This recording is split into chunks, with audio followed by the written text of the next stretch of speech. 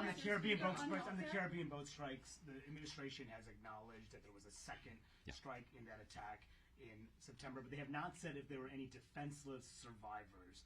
Should they release the video to Congress, the unedited video to Congress and to the American public?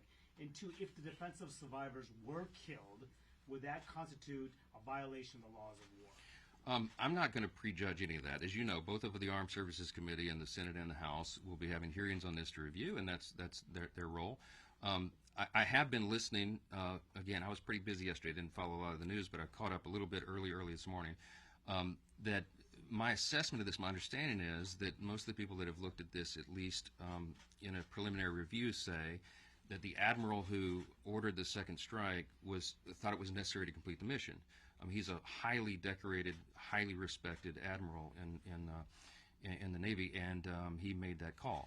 And so, we're going to have to look at that. I'm sure Congress has a right to look at it. I don't know how much of the tape should be released because I'm not sure how much is sensitive with regard to national security and all that. I haven't had a chance to review it, so I'm not going to prejudge it. But I will say that, it's not an unprecedented thing. One of the things I was reminded of this morning is that under Barack Obama, President Obama, he had, I think, over 550 drone strikes on people who were targeted as enemies of the country, and nobody ever questioned it, okay? And secondary strikes are not unusual.